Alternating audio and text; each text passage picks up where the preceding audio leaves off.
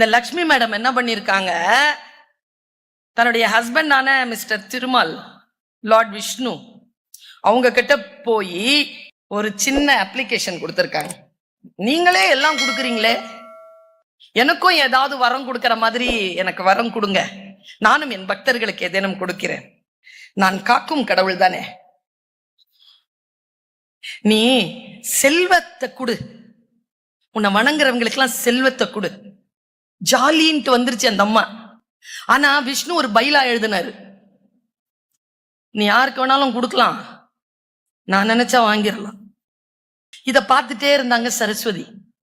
நேரா தன்னுடைய ஹஸ்பண்ட் கிட்ட போனாங்க, இங்க பாருங்க, எனக்கு ஏதாவது வரம் கொடுங்க, ஆனா அது கொஞ்சமாவது லக்ஷ்மியை விட அதிகமா இருக்கணும். என்னடா கொடுக்கிறது? செல்வத்துள் செவிச்செல்வம், அச்செல்வம் செல்வத்துள் எல்லாம் தலை, செல்வத்திலெல்லாம் அதிபதியா இருக்கக்கூடியது கல்வி செல்வம். கல்வியை கொடுப்பா எல்லாருக்கும். சரி, அவங்களும் செல்வம் கொடுக்குறாங்க, நானும் செல்வம் கொடுக்குறேன்னா அவங்கள விட ஏதாவது கொஞ்சம் நான் அதிகமா.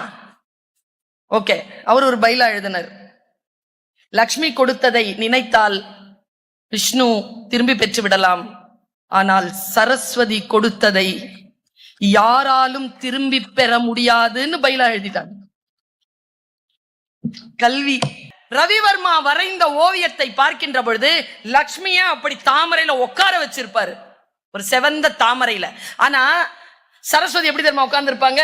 தாமரை, வெள்ளை தாமரை இருக்கும், அதுல ரவிவர்மா வரைஞ்ச ஓவியத்துல கால் மேல கால் போட்டுட்டு வீணை வச்சுட்டு உட்கார்ந்து இருப்பாங்க. இந்த கால் மேல கால் போட்டுட்டு உட்கார்றது இருக்குல்ல, கல்வி கற்றவர்களுக்கு அது சாத்தியமாகிறது, அந்த சுயமரியாதை சாத்தியமாகிறது.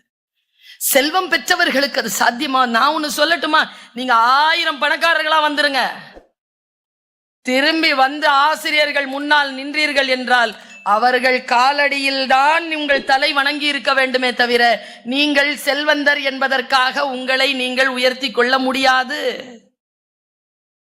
கல்வி என்பது மிகப்பெரிய வரம்.